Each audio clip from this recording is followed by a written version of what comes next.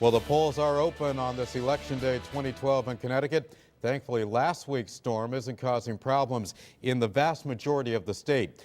But in communities like Fairfield and Bridgeport, people are having to put cleanup efforts aside to cast their ballots.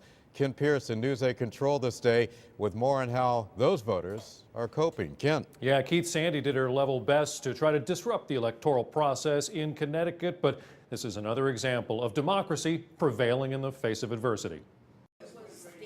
Folks along the shoreline knew they would be voting. Some just weren't sure where they would be voting. When I got to Longfellow, which was right over there, and I saw that it was all boarded up, luckily there were people there that were outside and pointed me to this direction. Bridgeport's Longfellow School was damaged a week ago in Superstorm Sandy. It was closed for renovations anyway, so it just stayed closed, and the voting moved to the Regional Vocational Aquaculture School. I got a phone call a few days ago, and then, but my wife didn't get a call, so we were wondering whether that was a fake out or something, so we looked it up online and found out that we were here.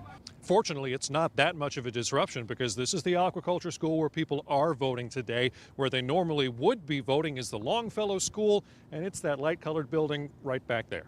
In nearby Fairfield, the voting place didn't change, but it was hard to get to. But voters made it through the debris and power lines to vote at Roger Sherman Elementary anyway. For some, their polling place is a lot warmer than their house. We stayed at home now. We evacuated for 4 days, and we've stayed at home now 3 days. And through it all, town officials let everyone know that the machinery of democracy would still run, even with a little sand in the gears.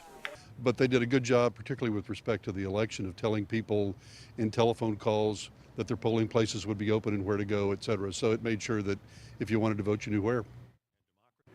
Now, amazingly, there are only 2 polling places that had to be changed in Connecticut. The one in Bridgeport I just told you about, that's from Longfellow to the Aquaculture School. There's one change in New London to tell you about, too. If you usually vote at Ocean Beach, well, today you're going to have to vote at the Harbor School.